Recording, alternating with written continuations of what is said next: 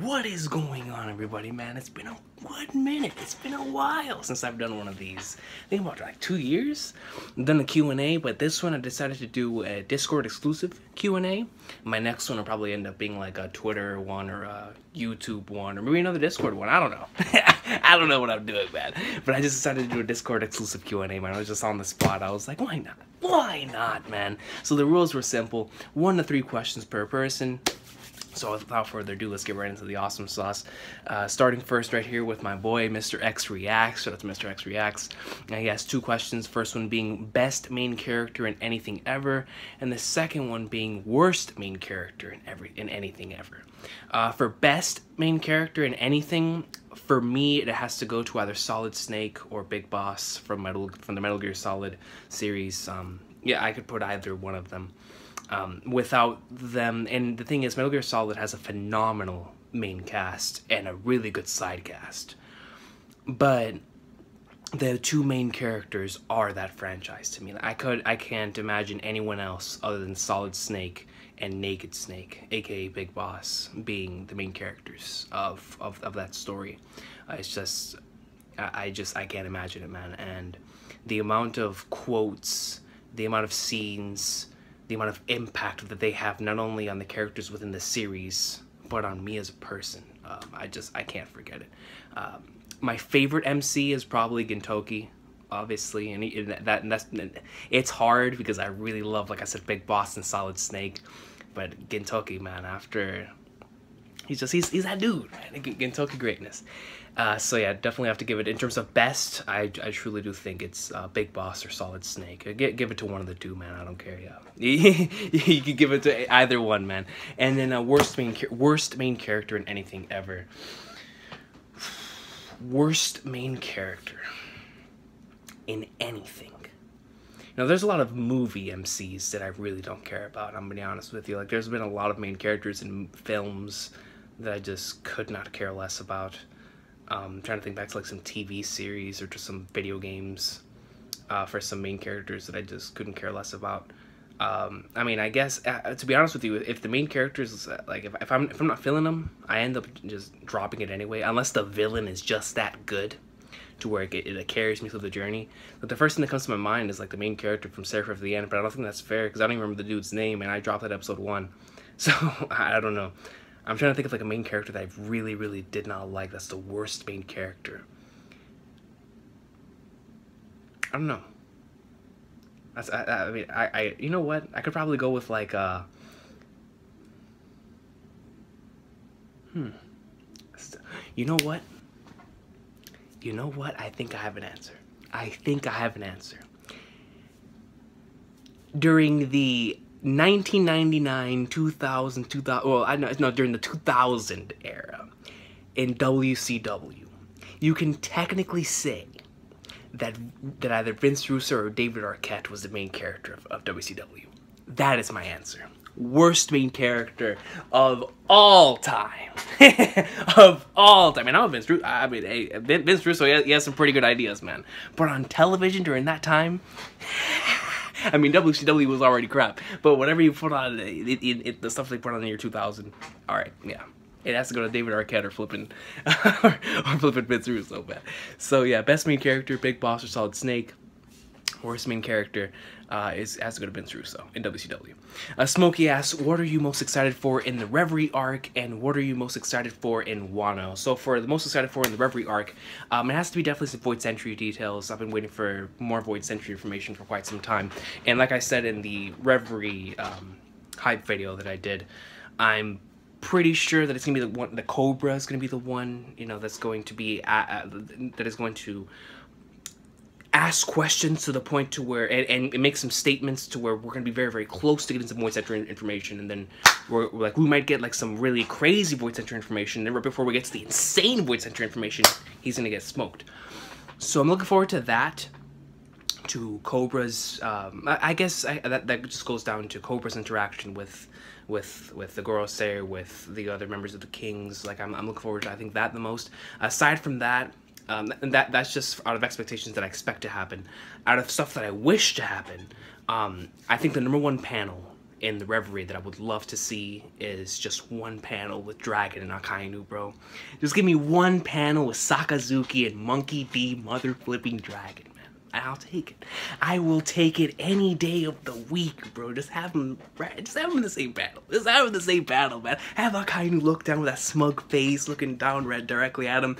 Dragon's just looking at him. You see the wind, you know, in the pan. Give it to me, son. Give it to me. And what are you most excited for in Wano? I think without question, I mean, it's tough. Because I was about to say, without question, it's the Straw Hats all getting back together again. But at the same time, I'm expecting a miniature Roger flashback in Wano, where we might get some more Roger info, and I'm always all more for that. But also, you got some Kazuki clan information, which is directly connected to the Poneglyphs, which that in itself is connected with the Void Century.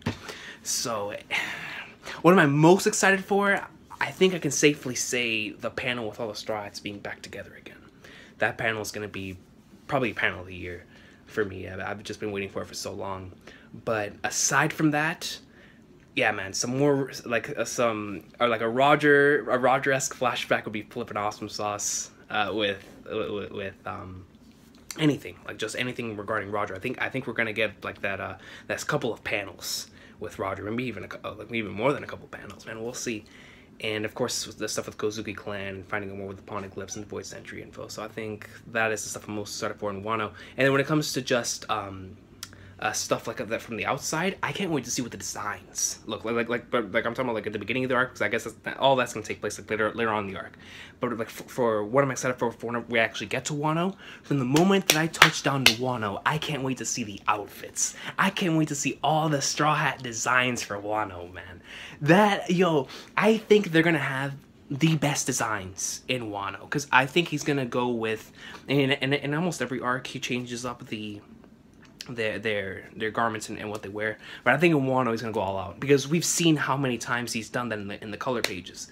So yeah, for whenever we actually get to Wano, the designs later on in the arc, the Straw Hat reunions and all of them like in one panel, it's gonna be, oh, that's gonna be goat. And then later on in the arc, like towards the end, some more Kozuki Clan info with the Poneglyphs and the Void Century, and then a Roger flashback. That's what I need. And I would also like to see if the man who made Ace's hat, if we'll get to like some Ace stuff and some Whitebeard stuff in there too. And maybe it'll all be connected to the Roger stuff. We'll see. But it's just so many things to be excited for Wano. It's hard to pinpoint one particular thing. Like all the supernovas coming together, man. Flipping Kaido and Luffy, you know. But if Weevil shows up, if Marco's there, like it's gonna be hype. And you never know what's gonna happen in the other. Some people were telling me in the end of the last chapter video that this could be a possibility that 3 of the Yonko could be there, because they aren't expecting Big Mom to be there. I mean, yeah, Big Mom shows up and all 4 Yonko are here, then by the heavens. But if we have, like, for example, Kaido, Shanks, and Blackbeard, or Kaido and Blackbeard just by themselves there, I'm excited for that, man. Like, how could I can't wait to see more from Kaido. You know, get some more information out of him, see more of his crew. Like, so much stuff to be excited for in Wano, man. But yeah, man, thanks a lot for the question, Smokey. AAA asks, how's life been? If the worst, well, to answer that first question, how's life been? Man, life has been fantastic, yo. Life has been fantastic. From a physical standpoint, you know, I definitely could be much better. I could definitely take care of myself much better, man. I've been feeling some pain as of late. But in terms of, like, emotionally, in terms of, like, in here, man, better than ever, son. Better than ever. We're in the Lake Swimwear, bro, and it's been great. So thank you for asking. But the second question says, if the worst generation were modern day wrestlers, who would each of them be? Doesn't have to be all if it takes too long. All right, so I've actually been thinking about this, about something similar to this. He's not a part of the worst generation. But can you imagine Weevil being Braun Strowman? I mean, he is this character that we know, little to nothing about, aside from that he's a beast and Kizaru knows he's a beast. When Kizaru knows somebody's a beast, you know they're a beast, son. You know they are a beast. So just imagine, like, Braun Strowman being Weevil. Like, at any moment, he could just come in there and just take the spotlight, take the show by storm. But he doesn't. But as far as the other members of the worst generation, so let's go ahead and go. I'm gonna stick to just WWE, because I feel like if I go, it include New Japan and ROH and Impact and Lucha, then it's gonna take. It rack on my brain. So just sticking with WWE, I'm gonna go with Luffy's Daniel Bryan.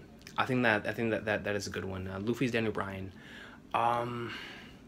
Who would be Blackbeard? Who's a good Blackbeard? I want to say if they turned Roman heel, If they turn Roman heel, he would be an excellent Blackbeard. He has the clout, he has the strength. He just, you know, he would be an excellent Blackbeard because he could be the main character, which he is at the moment. But you know, he could be the main character. Well, technically not anymore. Now that Daniel Bryan's 30 seconds the main character, but with Roman, like they're trying to push him as the top guy. Blackbeard technically could be the top guy if like just one thing changes. Like him and Luffy are, they have that similar mindset, but they're, you know, they're different in their own ways.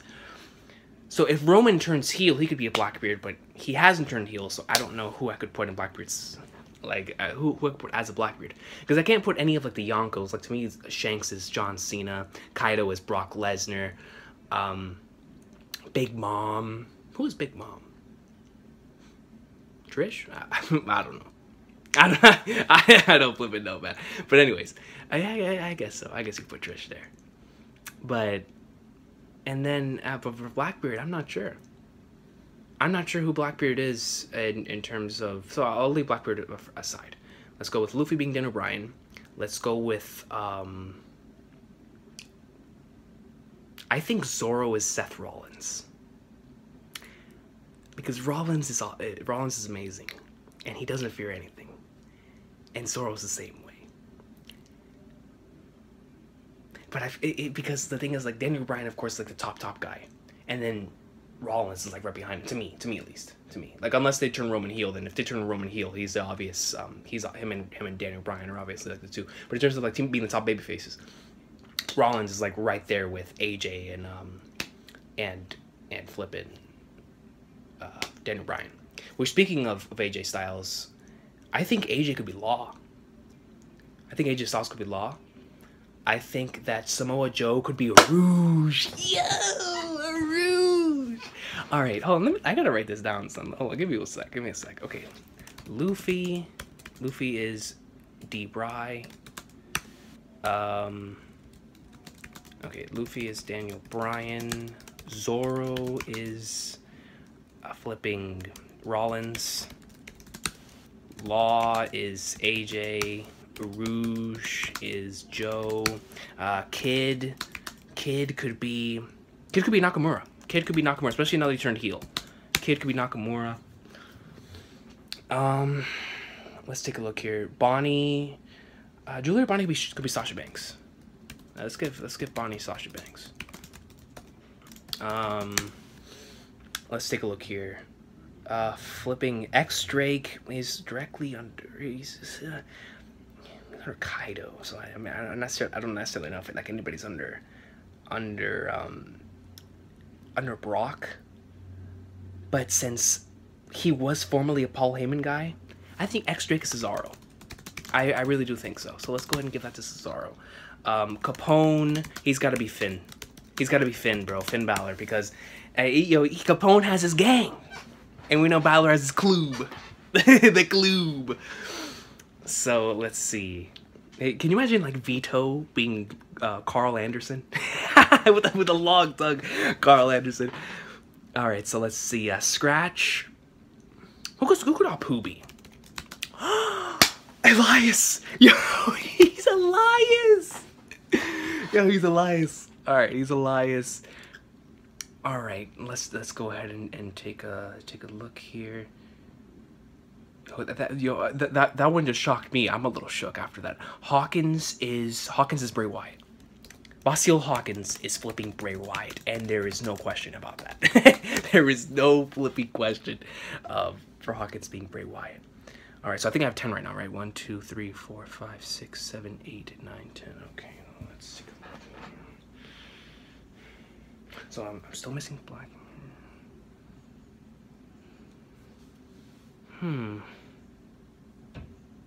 Because like in the back of my mind, like I'm still thinking about my Blackbeard thing. Because the thing with Killer is that I feel like Killer I could give it to like a luchador. But at the same time, okay, you know what? Let me see. Killer is gonna be, because Killer is really dope and he has a really cool design. We don't know much about him. He wears a mask. You know what? If I unmask him, I don't know. You know what? I'm just gonna go with the Blackbeard is Roman if he turned heel. Like heel turn Roman is Blackbeard. All right. And Killer, I'm gonna say, is someone who's silent but deadly. Silent but deadly. Like he doesn't really need to speak. He just goes out there and lets the work speak for him. Somebody who has like who's a great worker. You know what I'm saying? Who's a great worker that doesn't really have like great promo skills. A great worker that doesn't have great promo skills would be Ziggler.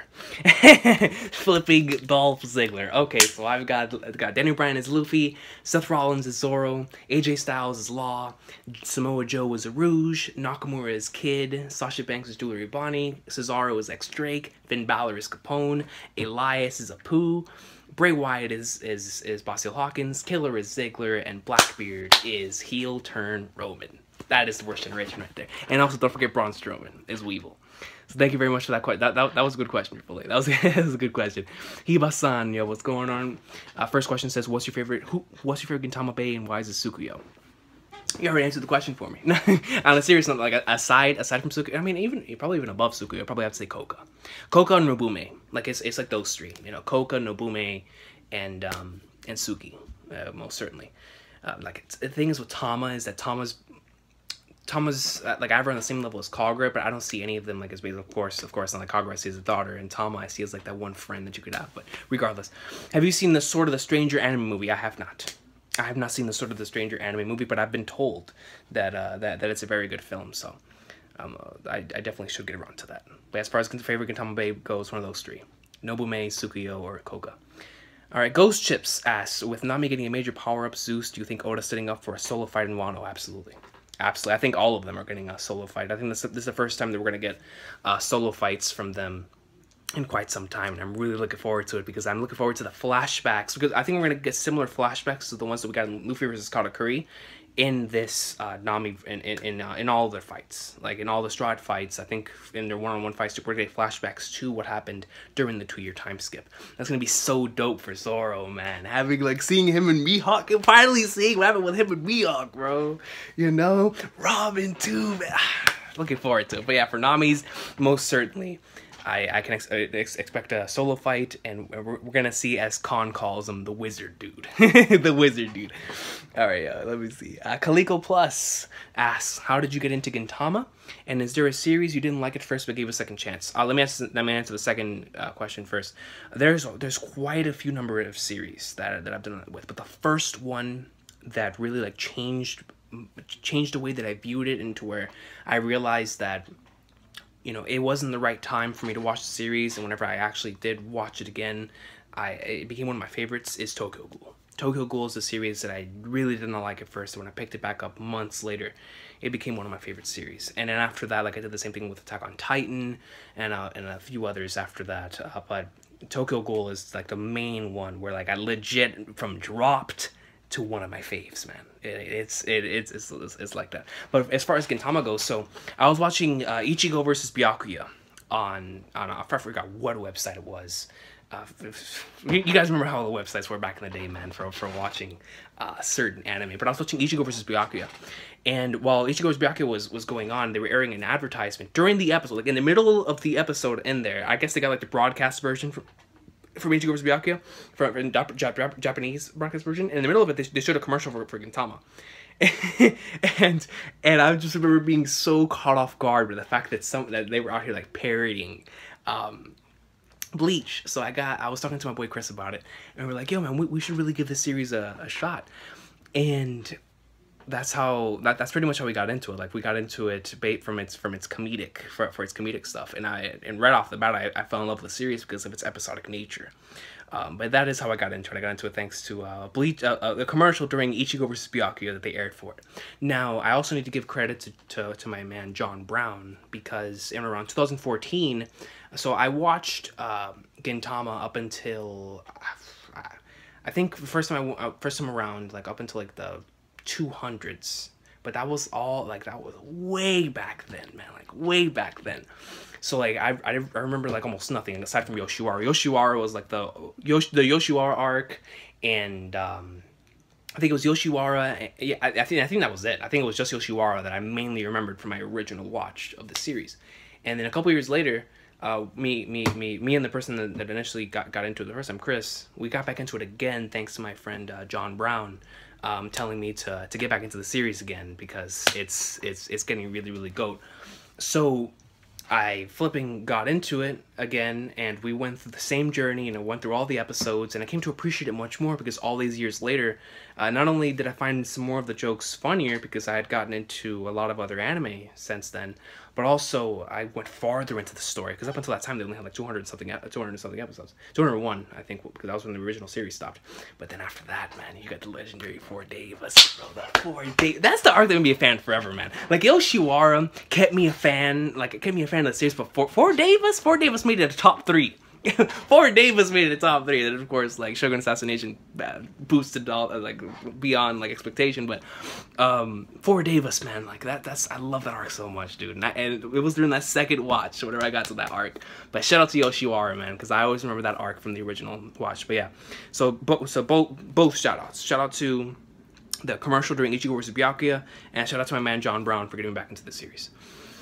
So, yeah, Kogami asks, in the gaming aspect, are you interested in investing time into the Yakuza series? If so, which game are you starting out with, Zero or Kiwami? So I've played the entirety of the original Yakuza 1. Really awesome game. I think I got really close to finishing 2, and then I own 0. I own 0, and I was planning on putting some time into it, but I think around the same time I forgot what came. I think it was Kingdom Hearts that this came out alongside. So I have Yakuza. I haven't been able to put some time into it because I wanted to play through the Yakuza games, and at the time that I got this, I wanted to do like from 1 to, I believe 5 was at the time. I know 6 is out now. But it was from 1 to 5 and then go back to 0. But now I'm starting to think, instead of just going on and buying 3 and 4 and 5 and 6, I think now that after I finish 2, I should just go back to 0, play 0, and then eventually get to 3 and to 4 and to 5, because I really liked 1, man, and 2 is even better than 1. I don't even remember why I stopped playing 2, but yo, I like 2. 2 was, I think I finished 2. I don't remember. All I know is that both games were flipping awesome, and people tell me that 0 is one of the best ones in the series, so I'm looking forward to it. But 2 is greatness, man. 2 is flipping greatness, man. The first one, you know, of course, sticks with you because it's the first game in the series that you play. Like, same thing with Metal Gear Solid 1 for me. Like, it's just it's a legendary game, but I know that Snake Eater is the goat of goats, you know. But yeah, definitely, I gotta get on Yakuza 0, man. I gotta get on this. I even got the collector's edition, so. But yeah, I have it. I need to invest some time into it. Yeah, man. The greatness of Kazuma Kiryu, yo. Let me see. So to answer your question, I initially start off with Kiwami before Kiwami because I played it when it was just 1, and then I should just replay 2 when Kiwami 2 comes out in August, but I think that'll be too far by then. This summer I want to invest time in Yakuza, but regardless, we'll continue. Just know that I do plan on getting it back into the Yakuza. All right, Sanheto, what's going on? Asks, number 1, what are your top 3 favorite manga artists, and in terms of quality of their story? Number 2, top 5 favorite JoJo stand designs, and 3, top 3 or 5 favorite quotes in every manga, 1 per series. Yes, I know it's a hard one. That last one's a hard one. I might have to troll that one. So the first one, what are your top 3 favorite manga artists in terms of quality of their stories? Just straight off artwork. All right, Oda, Ishida, and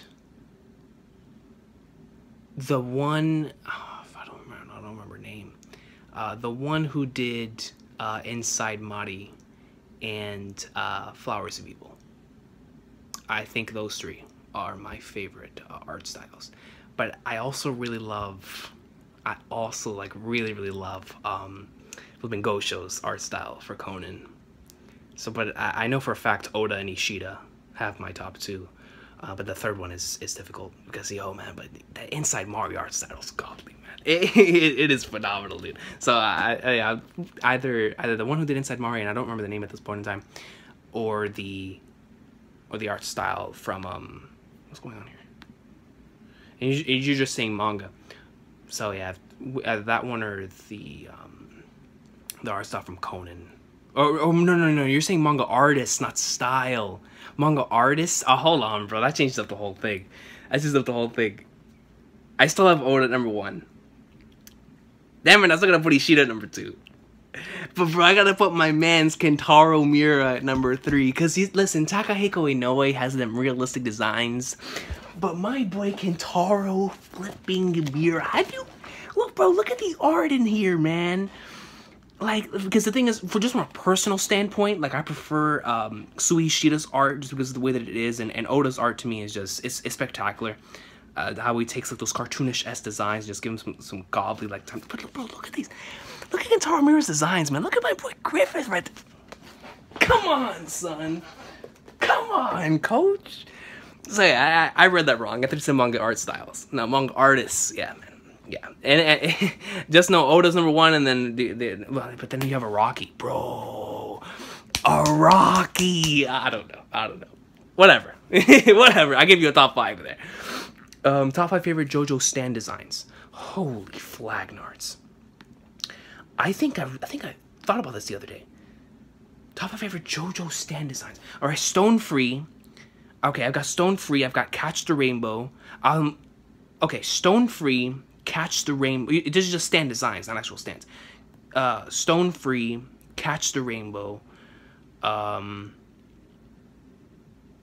Killer Queen,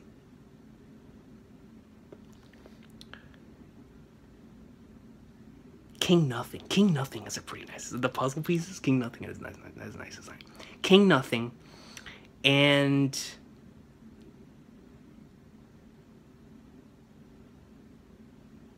see, I don't want to go with the world because it's like it's such an obvious one.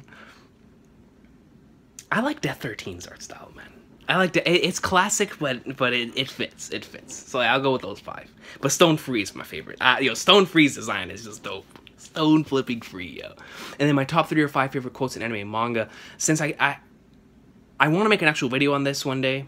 So I'll just, from the top of my head, Griffith's friend speech in the Golden Age is up there.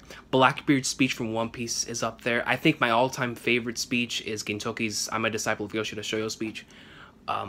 It's time for a bloodbath and Open the Roof. I'll just out of order, but that's probably my top 5 off the top of my head. You know, there's a lot of other, like, I'd have to really dig into my memory banks because I know there's some really good, like the egg quote that Eto told Kaneki is freaking amazing. I really love that quote. I think there was just one in Billy Bat that I really loved, but I can't remember it from the top of my head for Billy Bat. And I know there was one in Onani Master Kurosawa that I really liked, and I can't remember them. So like one day I'll make a video on it, but just know from the top of my head it's those. Okay, so then we got one from the best-selling manga in history, asking all One Piece questions. And I'll go ahead and read this one by one. Number 1, top 3 waifu. Top 3 waifu: Nami, without question, Robin, and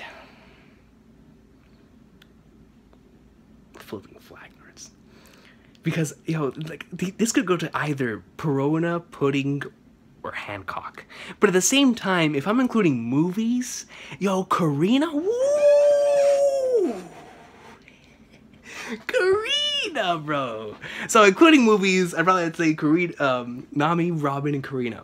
But not including movies, I'm gonna go with Nami, Robin, and Perona. Screw it, man. Screw it. I know, because you guys know me, man, I'm all pudding. I'm all pudding all day, every day.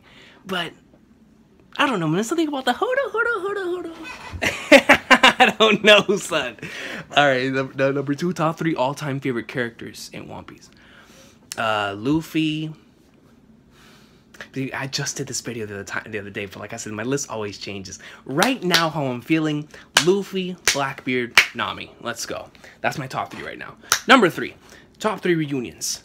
Top 3 reunions, future meetups you're looking forward to. Oh, top 3 reunions and meetups that I'm looking forward to. Listen, bro. All right, so it has to be reunions, right? Which means something we're looking forward to happening again. Okay.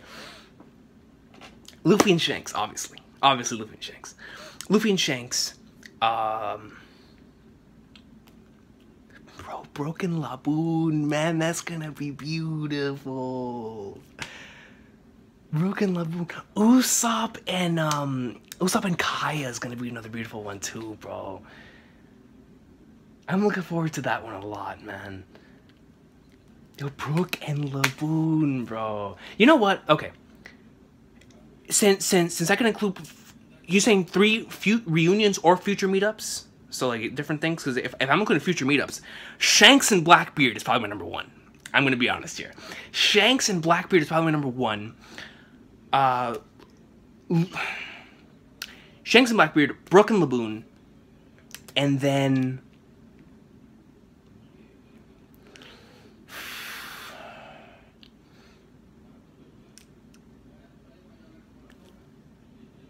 Luffy and Dragon. Luffy and Dragon. Shanks, Blackbeard, Brook, Laboon, Luffy and Dragon. I wanted to go with Usopp and Yasop or Usopp and Kaya, but I think it's safe to say that those 3 are probably set in stone. Probably set in stone. It's tough. It's hard because there's so many things that there's so many character interactions that I can't wait to see. And reunions / future meetups, bro. Man, but I'm telling you, man, Shanks and Blackbeard, bro. I'm dying for it, son. I'm dying for it. All right, right here. Motej asks, what is your favorite Gintama arc and why? Shogun Assassination. And it's mainly because it really changed the way that I look at life. After I read chapter 519, I really truly came to appreciate everything that I have. And after finishing the arc and going into chapter 524, even though it is a fictional character and seeing like Gintoki's struggle, there was one quote, there's so many different Gintama quotes that I could put like in the top 5 favorite all time, but there was one in 524 aside from his I am a disciple of Yoshiro speech. There's one in 524 about the darkness before the dawn. That speech, yo man.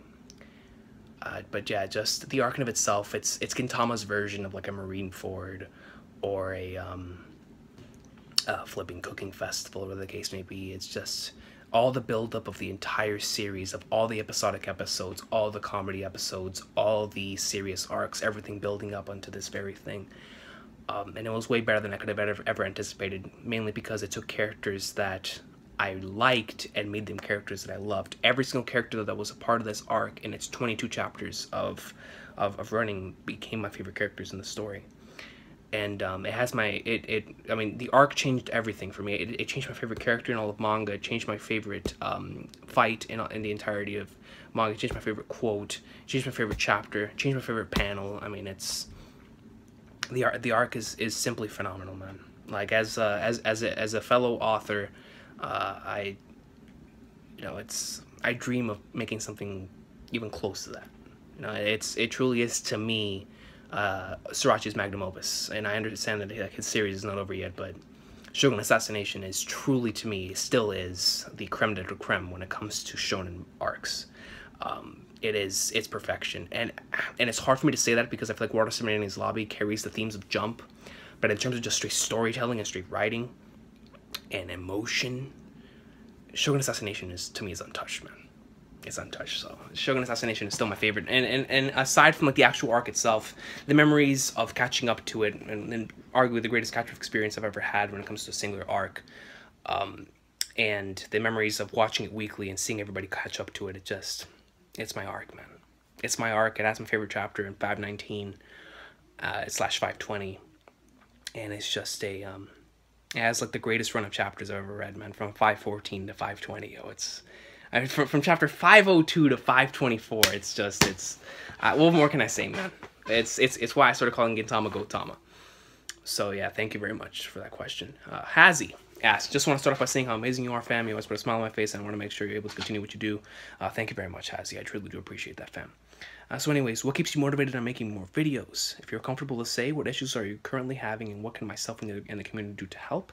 Have you seen any sad / depressing animes, Angel Beats, Clannad, Anohana? What are your thoughts on the genre? Alright, so let me start off with the first one. What keeps you motivated on making more videos? That's a tough question, man. Because, like, I don't know, whenever you just love doing something, and you just don't want to stop doing it. I guess that's how I feel. That's how I feel about this, man. Like, of course, I'm also motivated in the fact that I want to take this somewhere one day, and I would like to reach like to like reach the like a certain point in time to where I can, you know, have this as an actual like side thing that's actually making like some decent income. But, you know, just off of straight up like me in general coming on here, like throughout like that 2 years that I couldn't monetize or anything. I think the same thing from 2013 applies now, and that's just that I simply just love doing this, man. I love talking about this stuff. I wouldn't be here every single day doing this if I didn't love doing it. So I think it's because whenever I'm at work, man, and I'm sitting there, I'm thinking about like what video I want to do, what video idea I have, and just the entire process behind the grind of putting out content and meeting people and all that stuff. I think that's the motivation that I have, man. Like, and also the competition too, man. Like, back in the day with the generation that I came up with Northside, with WoW King, with Firefist Dre and those guys, competition, man. Like, I loved competing with those guys. I loved seeing who could put out their video fastest, who could get the most views, who could, you know, and all that statistical stuff. But at the end of the day, like, all of us would get together and discuss the things and everything. But competition is key. Like right now, man, the competition is flipping fantastic.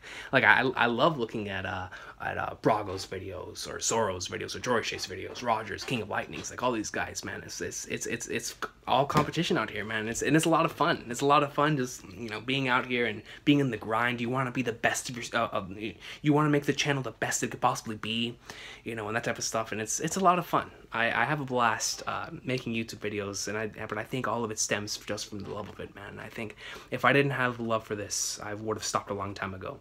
But it's just a love for this entire thing that makes me continue making more videos. And I also do really want to one day make this like an actual side thing that I have that I can, you know, make some decent income out of. I think that'd be pretty cool. You know what I'm saying? Like I always say, man, always make the most of your monetization, man. Like if you're gonna monetize yourself on a platform, make the most out of it. You know what I'm saying? And especially if you're doing something that you love. Like I have a lot of respect for all those people that sacrificed their whatever they were doing in their everyday lives to go out and stream on Twitch, man. You know, like I've been watching Call of Duty YouTubers for well over 10 years now. And I know a lot of people who stopped, you know, whatever they were doing in their jobs to play Call of Duty as like their everyday job. And I find that to be so cool, man. Like these guys left it all and went out and sacrificed everything for their dreams of wanting to play their favorite video game and make money out of it. Like that, like stuff like that is just incredible to me. It motivates you. It's like, yo, man, something like that's actually possible, and it's dope. So. Yeah, I think that to answer it, I mean, I know it's not like one conclusive answer, but that's just what came out the brain, man. That's what came out the brain. So number 2, if you're comfortable to say what issues are you currently having, what can myself in the community to help? At this point in time, man, I mean, in terms of, earlier in the year, like there was just a couple of personal things, but it would be difficult to see like how you guys can help more than you already do. You know, like whenever I come on here, man, or whenever I go into the Discord, or whenever I go onto Twitter, whatever the case may be, and I see you guys, and I post something, and then I see all the support, or, you know, even aside from the support, like just awesome and fun comments. Like sometimes randomly in Discord one night, I'll get on like at 12 o'clock at night and we'll be up there until like 2 in the morning just discussing the most random of things, and it puts a smile on my face, man, because I'm like, yo, these guys are my friends. Like not only can I look at these guys and say that like they support the channel because they are a fan, but I can honestly say that like for those of you that I communicate with on a daily basis, like I see y'all as friends. Like Hazy, man, I see you as a friend. We come on here, man, we talk about the awesome sauce, yo, we have fun, we have laughs, you know, and it's always good. So, you know, aside from what y'all are currently doing, man, I can't really say anything else. Like y'all already put enough of a smile on my face. Like whenever I go on YouTube and I see some of the comments that y'all put in there, woo, y'all puts some stuff in the soul. You know what I'm saying? But yeah, man, just keep doing what y'all doing, man, and just know that whenever you send positive messages, not only my way, but to the way of your favorite YouTubers or to YouTubers that you like and you watch, man, positive messages and messages of encouragement really do help. They really do help us, man. Like way more than you guys think. You know, yeah, a simple like or a simple comment really does go a long way. I can promise you that. I mean, from experience, I can promise you that, man. Like there's been a lot of comments that have made my day. and I can say that like from the bottom of my heart, yo. So yeah, man, just keep doing what y'all already doing, man. Thank you for being you. Thank you for being you, and to everybody else that's in the that's here in our community, yo. Just bless y'all for being an incredible community that I can come on here and just discuss some greatness. I don't even know what I'm doing, what I'm talking about sometimes, and y'all still listen to me, man. Like I'll ramble on for like I'm doing in this video. And whoever's still here listening to this, yo, God bless you. God bless you, man. And then your third question is, have you seen any sad/depressing animes, Angel Beats, Clannad, Anohana? What are your thoughts on the genre? I think it's how do I put it? Whenever I first got into, or not first, but like a little after first, I did watch Angel Beats. Clannad, I remember seeing a couple scenes. I don't know if I watched the whole series. Anohana sounds familiar. Let me search that up. I don't think I've watched it. But that sounds mad familiar. Anohana. What is this? The flower we saw that day. I don't think I saw this. Yeah, I don't think I saw this. But as far as Angel Beats is concerned, I think the genre works, man. Because a lot of the reasons why we watch anime and manga is to, is to take us away from certain things that are going on. And sometimes, man, sadness. Like if you're feeling sad and you're watching something sad, you know, they cancel each other out and it makes you happy. I know we're weird like that. We're weird like that, but damn it, it works. It really does, man. I think I watched Angel Beats when I was in high school, and I remember just being like really, really down, and watching Angel Beats, man, it brought me back up, yo, because I was able to like talk about it, like, yo, this is some greatness that I watched, man. And like you look back on those tragic backstories and just say, you know what, man, like, and you go and you mix memories out of it. Like I remember talking about the baseball I don't remember people's names, but the baseball person's backstory, talking to my friends about it, and we just had a couple laughs and you know, just creating memories out of it. So I think the genre is great. I need to get more and watch more out of it, but I think the genre is great.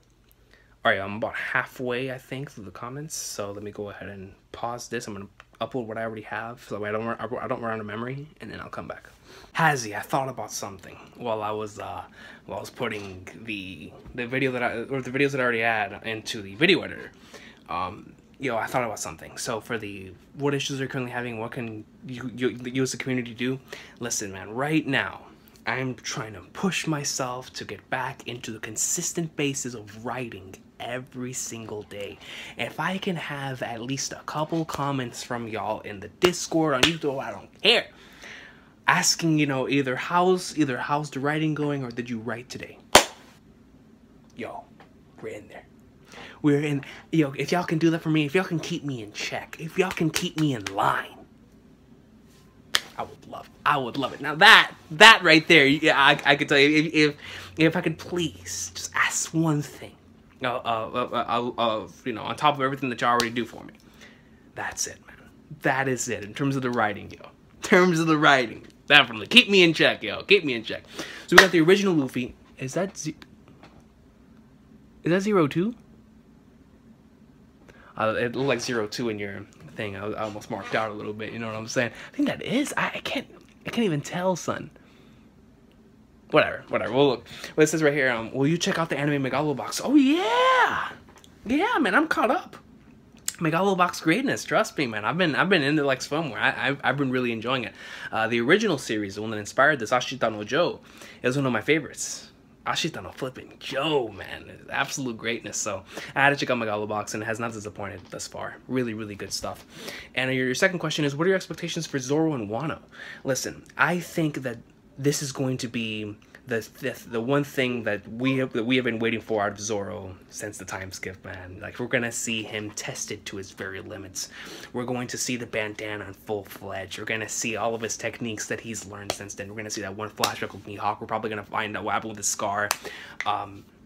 Just so excited to see how Zoro interacts with other samurai and how other samurai see Zoro, because we know he has the cursed sword that they're probably gonna get onto him for, but I just can't wait to see how he interacts with other swordsmen that are on his level, because I know there's going to be swordsmen on his level. There are probably some beyond his level.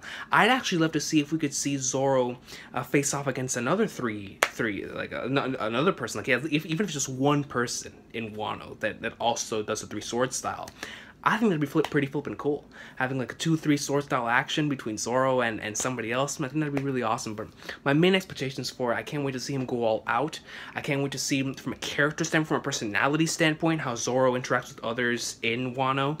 And of course, seeing how Zoro's techniques clash with those of the other samurai. I think that'd be super dope, man. And that's what I'm looking forward to from Zoro.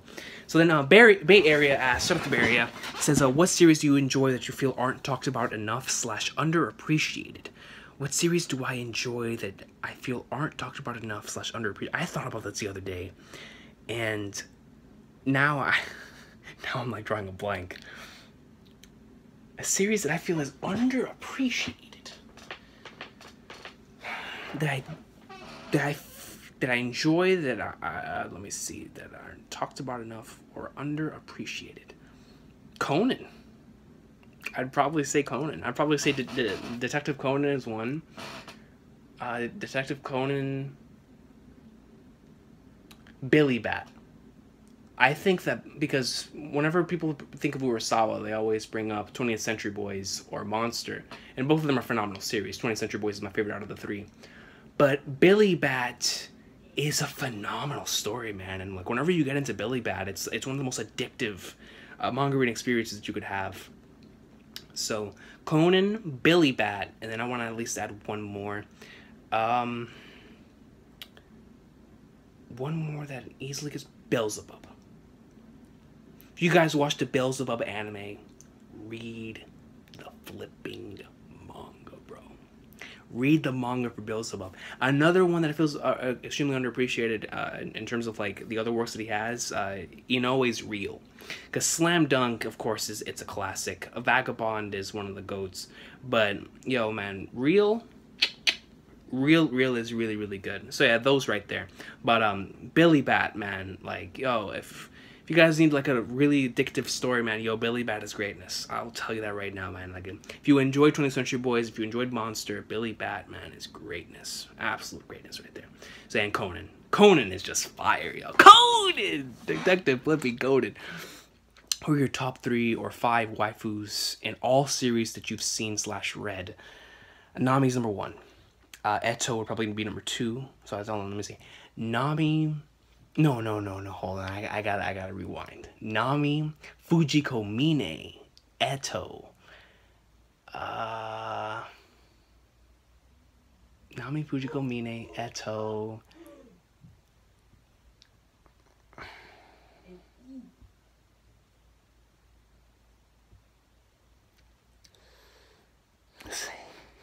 This is hard, yo. Let me see. I'm trying to think back. I'm trying to go into my memory banks and get like every series that I've ever watched. And this is just straight up waifu material. So it's not just like off of best character. Then I probably number 4 probably have to have Yukiko from Conan. I probably had to put on the list too. Yo, man, Yukiko gang all day. Vivian Kudo, son. Let me see. And then number 5. God, man, yo, Rukia, bro. Nah, I don't know, cause Nell L2 Onishmong. Oh no, bro, yo, Luigi, man, the rump. Oh no, son. Oh no, that's tough, man. Let me look back here and see like my like out of everything. Oh my God, man, Faye Valentine, you know, son. I don't know, bro. I'm looking at all my manga here. I don't know. Off the top of my head, that's what I got. That's what I got, yeah. I'm really trying to look back, like in terms of straight up just waifu material. Oh my God, bro, Yotanwa. Hold on, coach. Yotanwa. All right, everything that I just said. All right, so let me see. Nami, Fujiko Mine, Eto, Yukiko, and then Nell or Yotanwa, whatever the case may be, man, whatever. And that's in no order, except for Nami. Nami's number 1, but everyone else is no order, no order, yo. Let me see. And who's winning the NBA Finals? Listen, Bay Area, you already know, man. King James is bringing the 4th ring to Akron. He's bringing it to Ohio, son. You want to know why? Because this is LeBron's year. And I firmly believe that. You know, I keep hearing all these analysts saying, "Oh yeah, he's getting through the East, but he ain't doing nothing in the West." If he plays, if that team, if the Cavs, if the role players play the same way that they did against Toronto, they're beating the Warriors. If they're gonna do it in 7, they're beating the Warriors, the Rockets. I don't care.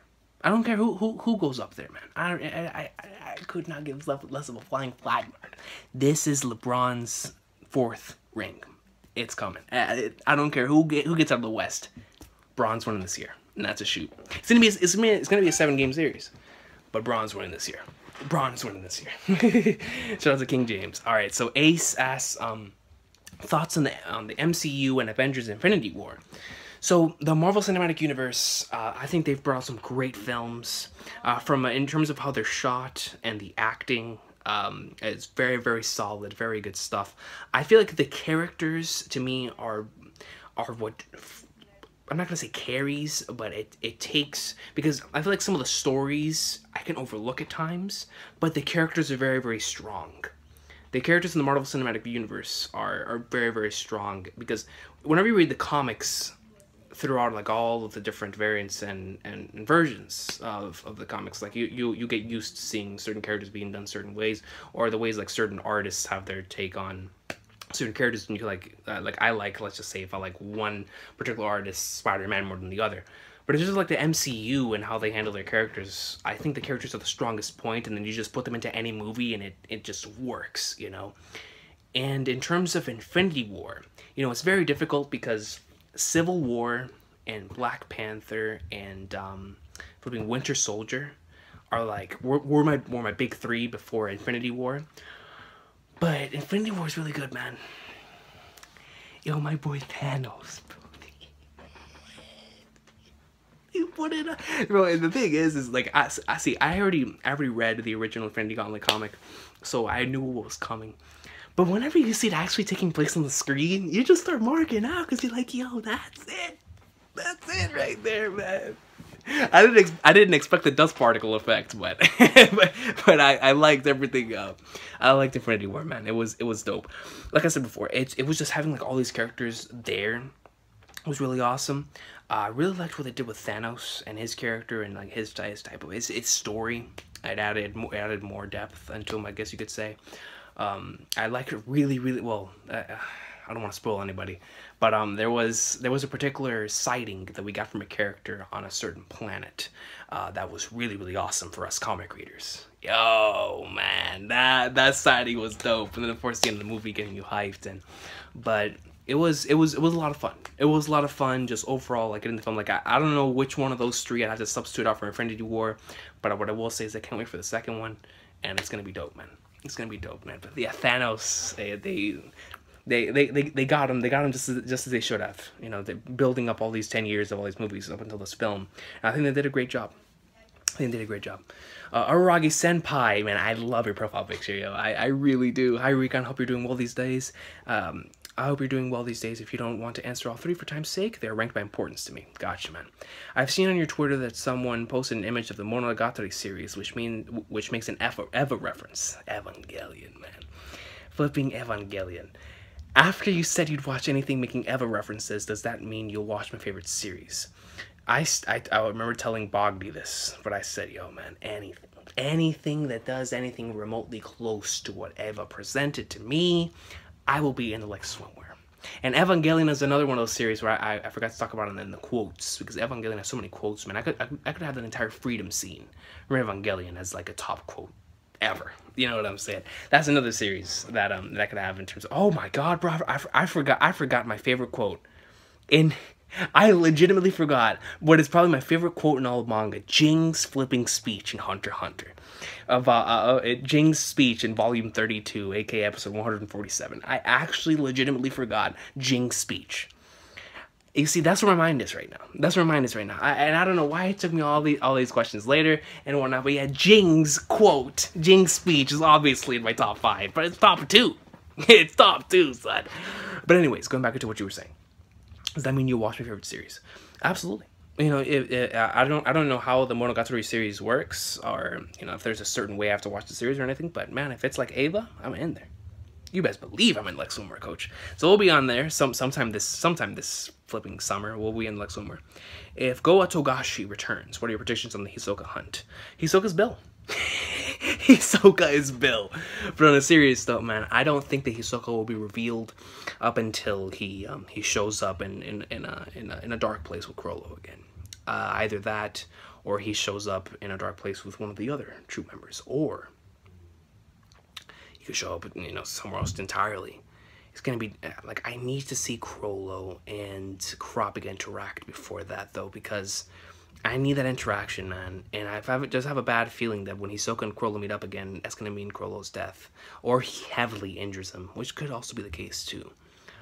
But I don't see the hunt succeeding on the troops' behalf. I see Chrollo either... Okay, I'll put it like this. If he's already disguised one of the troop members, or somebody on the boat, then it's going to be to where one of them already had the suspicion, and he takes them into a room. Hisoka murks them, disguises himself as them, and then we continue to see their hunt taking place, and seeing how Hisoka is as one of the troop members. Or we start seeing troop members get taken out one by one, and not all of them are going to get taken out, but let's just say like 2 or 3 or 4 or 5, whatever the case may be. We're going to start seeing them get wiped out, and seeing other people on the boat getting wiped out. And eventually it's going to get to the point to where Hisoka's going to pop up as one of these, some random person on the boat, disguises them. Whether that's in front of Chrollo, or in front of one of the other troop members, in front of Machi, in front of Kurapika, I don't know. But I do not expect them to succeed in their Hisoka hunt. He could be Illumi. He could be Illumi. But I don't know, guys. We'll see. We will see, but I do not expect them to succeed in their hunt. I see Hisoka either revealing himself, or like I said, he's going to continue to take them out and out and out until they get suspicious of certain things, and then that's whenever they get onto him. But in terms of like actually finding him in his current state and who he's currently disguised as, I don't see them doing it. Maybe Chrollo can do it. I just don't see it. I just, let me see, number 3. I just don't want Bleach to be forgotten, so I have to ask something Bleach-related. Aizen aside, because he's in another level, who are your top 3 Soul Society captains? Let me see, top 3 Soul Society captains. Byakuya, Kenpachi... Well, no, hold on. If we're talking about if we're talking about end of series top favorite Soul Society captains. In terms of, well, hold on, bro. Because if we're talking about end of series, Rukia is my favorite, obviously. Obviously, you know what I'm saying? But if we're just going off of, like, okay, so let's just say if we're going off of the original Gotei 13, if we're going off the original Gotei 13, Gin, Byakuya, and Kenpachi. Yeah, I think that's a safe bet. If we're going off of how they were, like, let's just say during the 1,000-Year Blood War, it's still top 2, Byakuya, Kenpachi, and then it's tough, man, because, you know, okay, you know what, because you're saying top 3 Soul Society captains maybe of all time. If that's the case, man, Yoruichi, well, hold on, Kisuke too, bro, but then you have Gin and Byakuya. Alright, so I'm just gonna go off of you're basing this off of 1,000. I'm just gonna, if it's all time, I'm gonna go with if it's all time, Gin, Kisuke, Yoruichi. I'm gonna go with that. Aside from Aizen, of course, Aizen is the GOAT. Now, if we're going off of pre-end of series, because end of series, it's obvious. For me, man, Rukia greatness. But pre-end of series, 1,000-Year Blood War.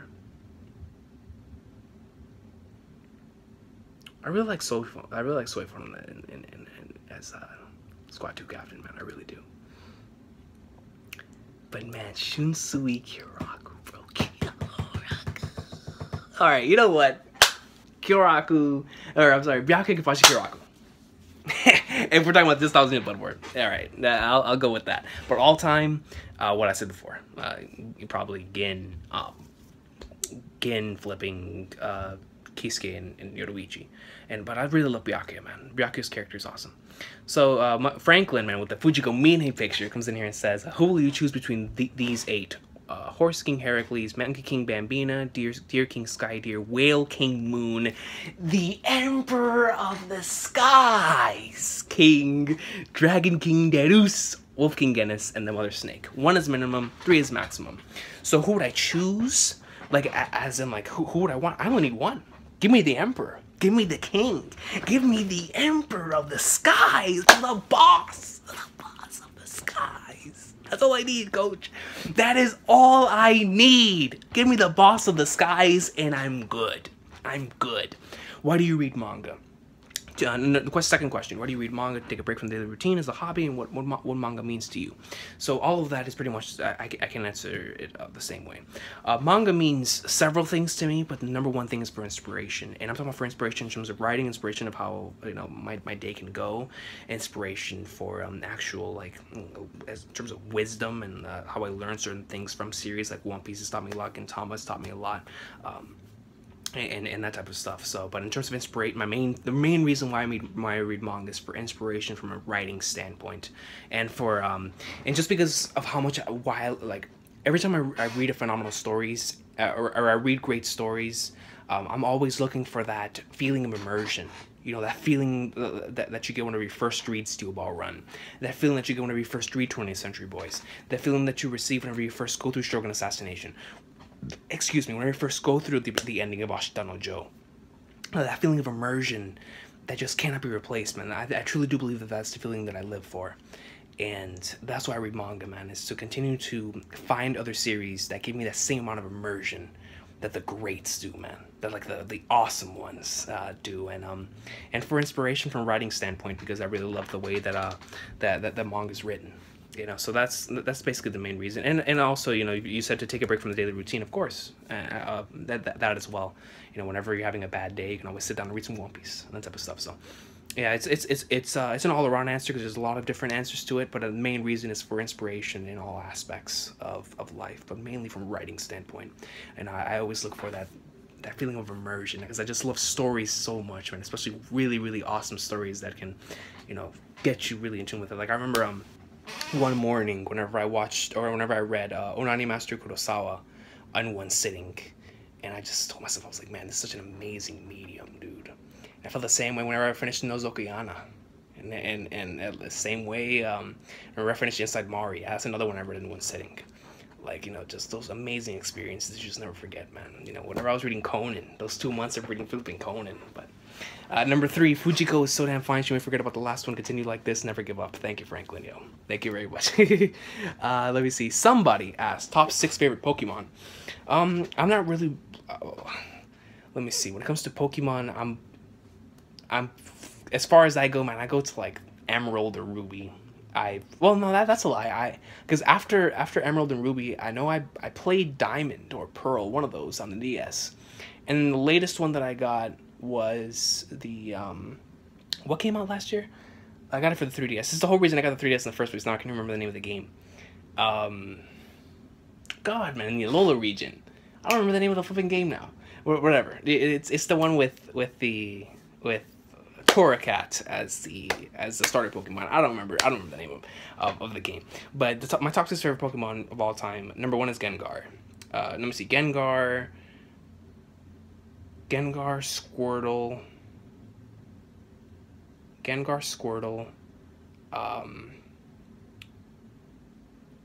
Feraligatr, Suicune, Blaziken,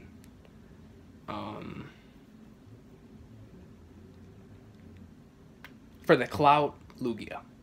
For the clout, I'll give it to the Lugia.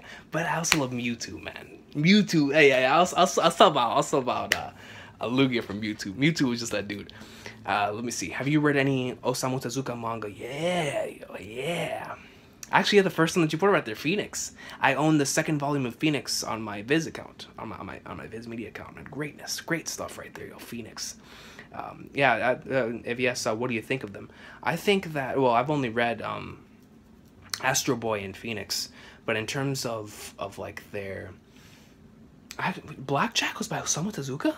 The Blackjack, the anime that came out like a year or 2 ago. That was by Tezuka. I didn't know that. That's crazy. But yeah, in terms of just straight up Astro Boy and Phoenix, Phoenix I really enjoyed. Phoenix, well, I actually got a lot of inspiration from in terms of writing like a story that took place in space and in the future and whatnot. It was so incredible to me that that manga was written so many years ago, and it got so many things right in terms of you know, of some things that could take place in a society that was in all those years in the future. It was just such a really cool concept, very emotional, and it's incredible to me that that a manga like that was written all the way back then. And then Astro Boy is just, it's iconic, you know. It legitimately is like my grandpa doesn't even watch anime, but he remembers Astro Boy. And then I remember watching Astro Boy whenever I was a kid, back in like 2003, back on Adult Swim.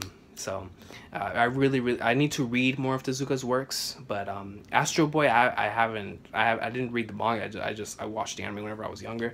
But Phoenix I really enjoyed. I need to reread because I haven't read it since like 2013, 2014 when it was first made available over here. I got it. So so all these years later, like I need to sit down and actually give it a read. That's a Phoenix. What is your favorite? Niall. Niall comes in here with some questions. Yeah. What is your favorite anime movie that is not related to any franchise? Oh, I'm glad you said that because you already know End of Eva was gonna be number one. It wasn't even gonna be close. End of Eva, son. What is your favorite anime movie that is not related to any franchise?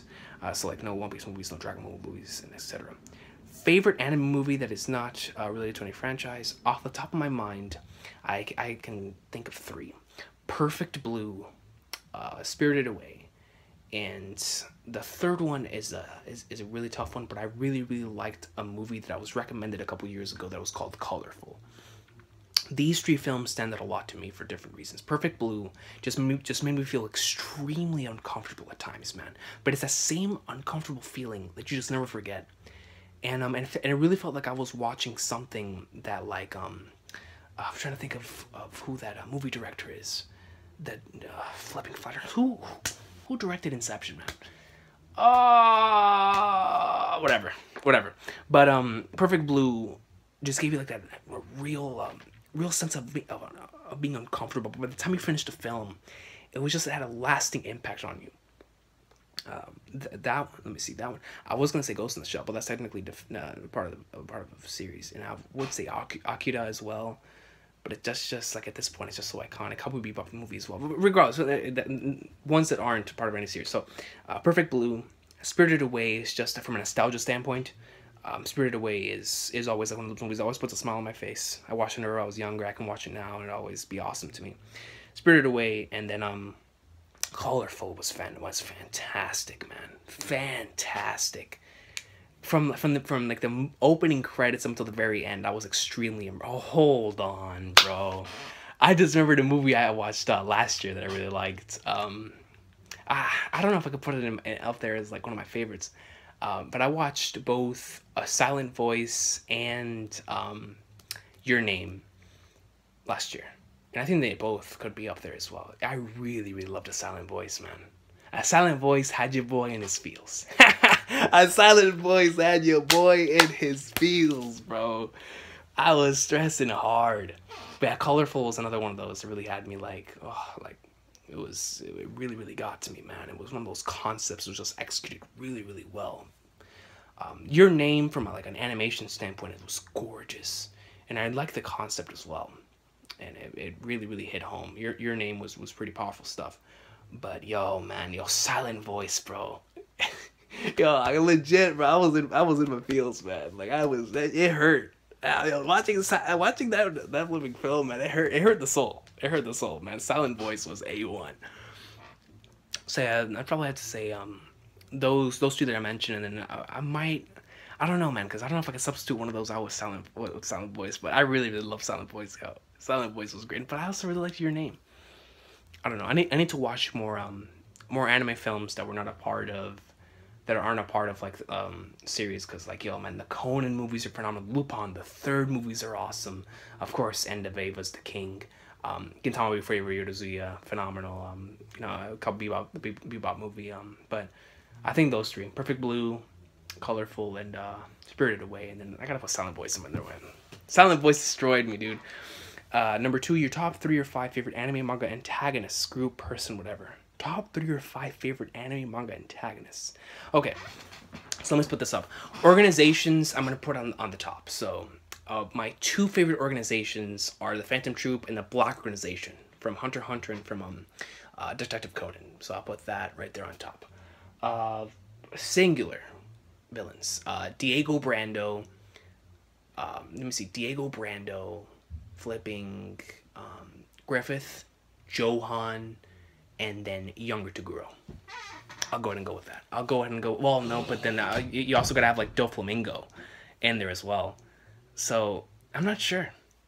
That's a really hard one. Then Aizen, bro, my boy.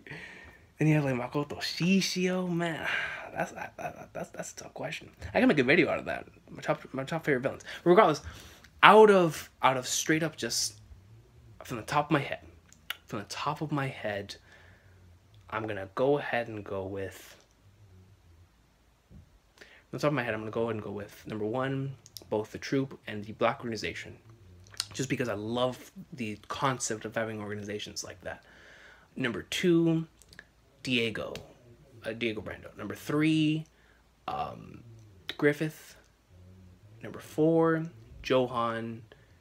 And number 5, any Togashi. Togashi villains to me, they're just. You put Sensui up there, you can put Toguro up there, Meruem, I don't care.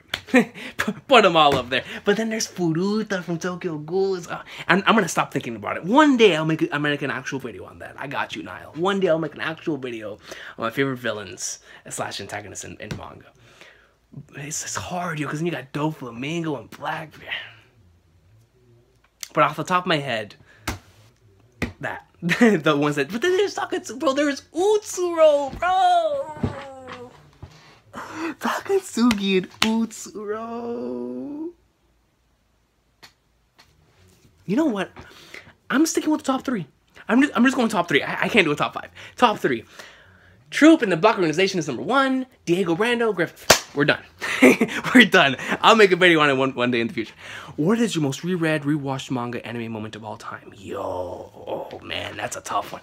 What is your most reread, rewatched manga anime moment of all time? So, I know for a fact it has to be between these 5. It has to be between Gohan's first Super Saiyan 2 transformation, Ichigo's first Bankai, freaking Blackbeard's speech, let me see, episode 26's freedom scene from Neon Genesis Evangelion, and the finale of Bebop, bro. I think, oh no, hold on, bro. Episode 304 of Gintama. There's a particular scene in that episode that I've watched like over 1,000,000 times. Okay, I'll split it up. Most reread / rewatched manga and anime moment. Okay, so most reread is post Sabaody in the return to Sabaody in One Piece. Like that, this entire thing is most reread. Most rewatched anime moment, dude. It's between one of those. I really don't know which one out of those. I'm going to assume it's Blackbeard's speech. So many times I've watched it on a regular basis. But Gohan, Super Saiyan 2 transformation, I've been watching this as long as I can remember. And then you have Ichigo's first Bankai transformation. Then you have the freedom scene from Evangelion. Then you have episode 304 of Gintama, which I just spent almost an entire day just rewinding that episode. When it first came out, man. Episode 304 of Gintama. That's the entire episode. It's one of those. It's one of those. And then you have the Requiem from Hunter x Hunter. And then you have episode 47 of Yu Yu Hakusho. Whenever Yusuke saves Pooh. That's up there for me too, bro. Whenever Yusuke saves Pooh and you hear sadness, the struggle of sadness soundtrack in the background.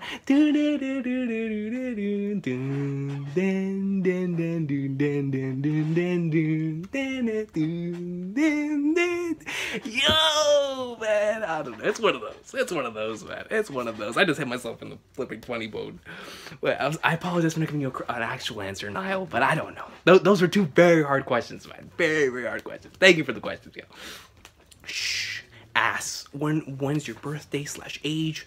What's your religion? Would you ever do in the future reactions to the big UFC / boxing fights? For the third one, I can already tell you just flat out, I wouldn't be able to do it for in terms of for a copyright standpoint. But if you do want to see some commentary from me in terms of boxing fights, yo, man, listen, catch up to Hajime no Ippo. Catch up to Hajime no Ippo, man. I definitely do commentary for boxing, that's for sure. Now, as far as when's my birthday / age, let me see. So birthday, I was born the same day as Seto Kaiba. Age, let's see. What kind of puzzle can I make for this? Age, I think... Nah, that's not right.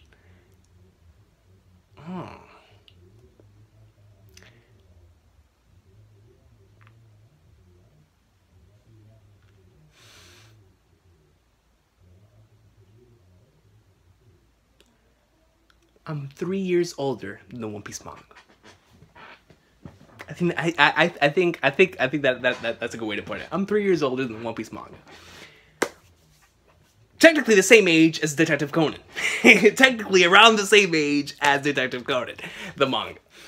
And then my religion, Christianity, man. Christianity. So let's go ahead and, but yeah, in terms of like the would you ever do like a future reaction to big UFC / boxing fights, listen, man, catch up to Ippo, we're in like somewhere. Swoosher, favorite anime opening / ending. I promise you those videos, that I'll make a video on those, that is way too hard for me to answer right now. Just know, off the top of my head, I think I can answer one. Yu Yu Hakusho ending 2 is probably most certainly my favorite ending of all time. Yu Yu Hakusho ending 2. It's first favorite opening. We'll make a video. We'll make a video. Top 5 favorite characters in Hunter x Hunter. Off the top of my head. Top 5 favorite characters in Hunter x Hunter. Jing, Chrollo, Killua, Pariston, Meruem. Your top 3 favorite series. That I'll make a video on. Because you got me, coach. You got me. You got me on that one, man.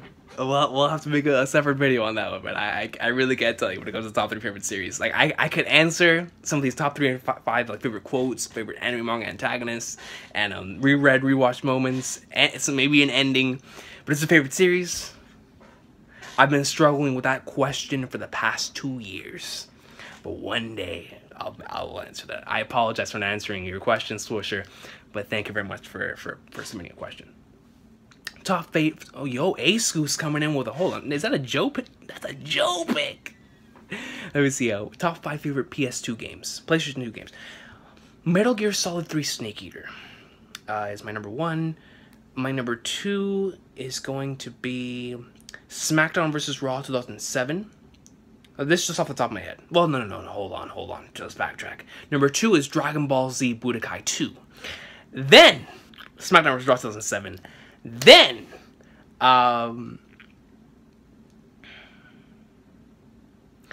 hold on, bro. Kingdom Hearts 2, man. Alright, you know what?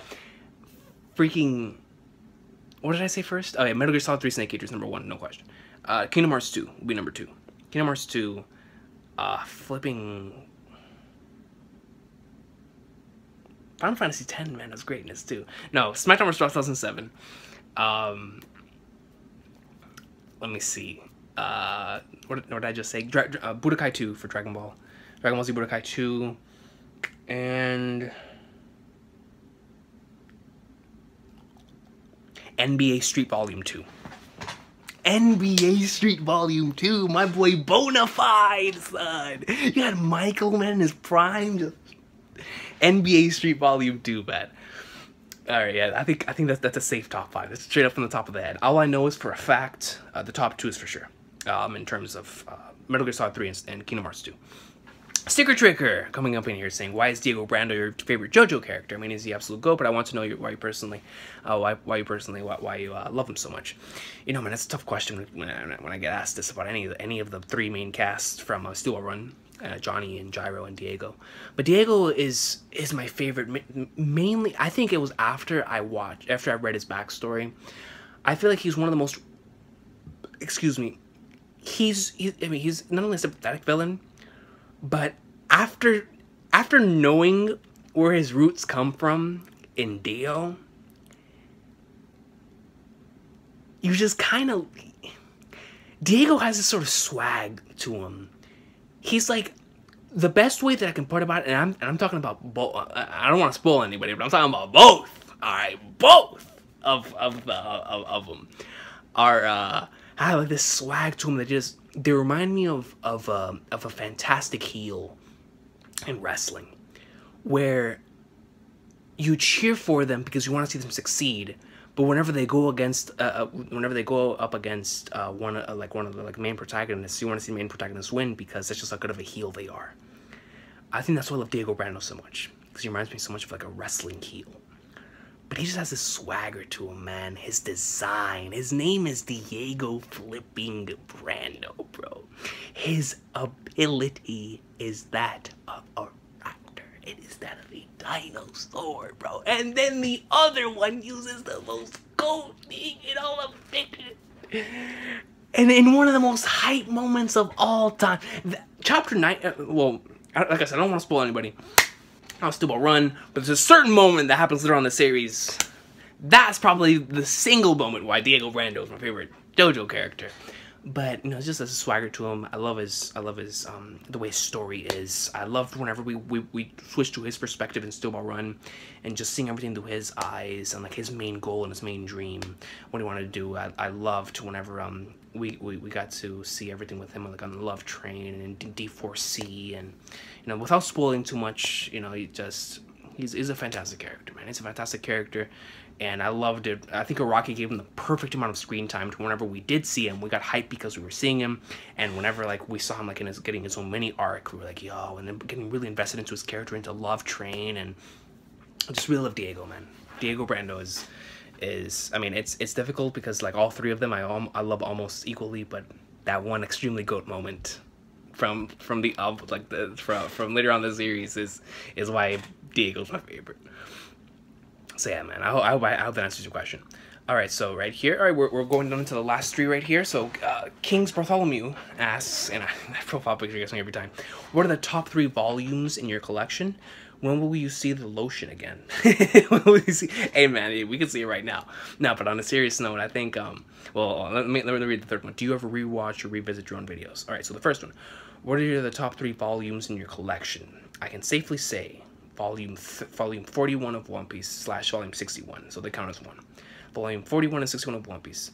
Volume 19 of Bleach, so that was my very first volume of manga. And then,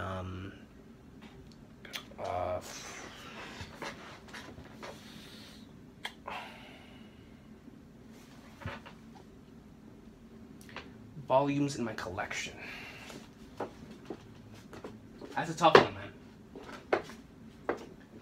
Because I want to go with the Hunter x Hunter volume, but I think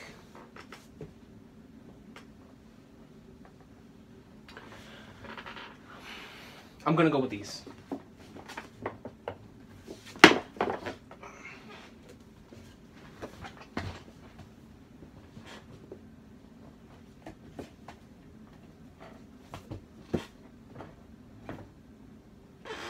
Where in the flying flag nerds? Oh, there it is. Okay, so I'm gonna go with these.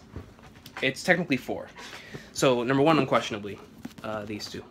I've already talked about them before in a previous Recon Speeds. First manga volume I ever got. I absolutely love this right here. And the last one, just because of the contents in here, but it was so cool to own a piece of history like this. It's the final volume of Slam Dunk. I love this volume, man. I love this volume, and it's tough. It's difficult, man, because I gotta give a quick shout out to this, man, because this is what made me go from an anime only to a manga reader. When I saw Jing in a volume cover at Books A Million, I said, I'm catching up. I'm catching up. But and I could put some Bakuman volumes in there too, but the final volume of Slam Dunk, I could probably say is the other one. I used to own the final volume of Hitman Reborn in Japanese, but I don't have that with me at the moment. When will we see the lotion again? Alright, if something crazy happens in the Reverie, I think we'll see it again. I think we'll see it again. And do you ever rewatch or revisit your own videos? It depends. I know I've revisited some of the, like the last video that I've revisited and watched like a couple times because I guess I was proud of it, was the video that I made called Goat. That was just me whenever my brain was like no longer, like KingRecon.exe was not working anymore, and I channeled my inner Sui Ishida / my inner Hideaki Anno, and I just made my own version of Robot Chicken here on the channel. That video, I rewatched it a couple times because I was like, man, what in the flying flag nerds was I doing? But then I just found myself enjoying what I made. So I tend to revisit it at times, but like I don't really revisit the reactions or the discussions. I tend to revisit the edited videos that I've done, and since on some of the gameplay. Like I remember going back and revisiting like my Modern Warfare 2 gameplay here on the channel, and just seeing like maybe it's for like inspiration for making like a future video or whatever. But yeah, I do it from time to time. I don't do it as much as I used to, like back in the old channel. I used to do it more often. Now I do it like every once in a blue moon, but that was the last one I did. I remember doing it for the goat video. It's for the big goat video, man. The next one comes from Vistic. Coming right in, or VistQ. I'm gonna go and just say, or Vista, just VistQ. But I kind of want to say Vistic because that sounds pretty beast. When did you start watching / reading One Piece? Watching in 2005, or reading, I want to say like 2008, somewhere around there. But watching for sure 2005. Top 3 favorite anime characters: Gintoki, Luffy, and let's see, Gintoki, Luffy, and I want to say Diego Brando, but also, man, yo, my boy Akai, mother flipping Shuichi, bro. Akai Shuichi, well, oh no, Akai Shuichi. So yeah, one of those. One of those. Top 5 favorite One Piece characters. Let me see. Luffy, Blackbeard, Nami, Sanji, Dofi. It's off the top of my head. Are you, let me see, so then ESS asks, are you planning on making more Gintama discussions in the future? Character discussions, arc discussions, and so on. I've been wanting to do an arc discussion for quite some time, so I definitely expect one of those. A character discussion, I've been wanting to do a character analysis on Takatsuki for like a year. But I just haven't gotten along to it, bro.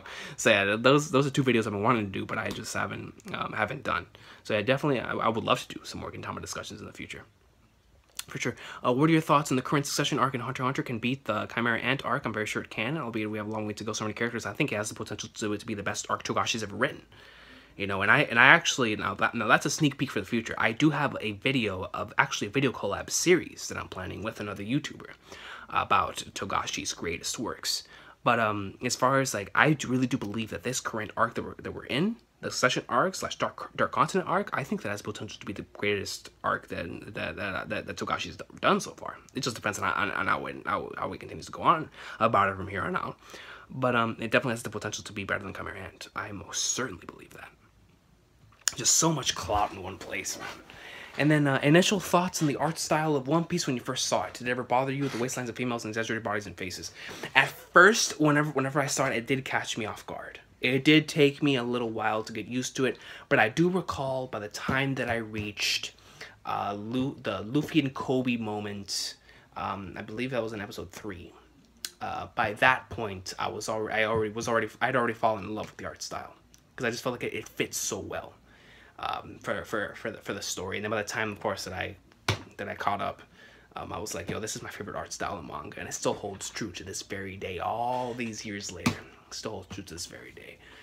But when I first saw the art style in One Piece, it did take a little bit to get used to, but it didn't take that long for me to get used to. Like I loved it the moment that I started seeing like the characters taking place and whatnot, and everything. And then like the longer they went on, the more I grew to love it. And of course, like Oda himself just continued to get better and better in terms of everything that he did. And I love a lot of the earlier stuff for some of the compositions and stuff that he drew back then that he doesn't really do now. Just you know, that's the great thing about rereading One Piece is that you get to see like how he grew as an artist, but how he also left some tactics back then that he doesn't use anymore, but how he also uses some new things that now that he didn't really do back then. So it's just cool seeing like how he changed between the arcs and whatnot, and how his art style changes. And so at first it definitely did catch me off guard, but it never really bothered me. It never really bothered me. I would say that it wasn't one of those things that really drew me away from the series. The main thing that like really I guess you could say like drew me away from the series was because of my initial impressions on the 4 Kids. but that didn't really like keep me away from the series for that long. But in terms of the actual art style itself, like even whenever I first watched it, the first episode I ever watched of One Piece was a random episode of Orange Town back in when I was airing on Cartoon Network, and I was enjoying what I was watching. I didn't think the art style was I mean, I thought it was weird, but it didn't really keep me away from it. So, but in terms of like the waistlines of the females and exaggerated bodies and faces, I never really it never really bothered me, but in terms of like his art style. But yeah, yo, hey man, we got through this entire Q&A, man. I can't believe it. I've been doing this for I don't know, for like 2 hours now, but yo, it was a lot of fun, man. I'm really happy that I decided to do this. Thank you all so much for participating. This was a blast. I mean, just coming on here and just talking about some awesome sauce. Thank you to everybody who submitted questions, and to everybody who I didn't really get to answer the questions in the way that maybe you wanted me to. I greatly apologize. Because some of these questions on the spot, man, they're very, very difficult to answer. Very, very difficult to answer, yo. But thank you so much for watching, man. I hope you all have an awesome sauce of a day. We'll see what happens whenever I do like another one of these in the near future. But thank you guys so much for watching. Have an awesome day. And keep loving awesome sauce, yo. And all of you keep being awesome sauce. I truly do mean that.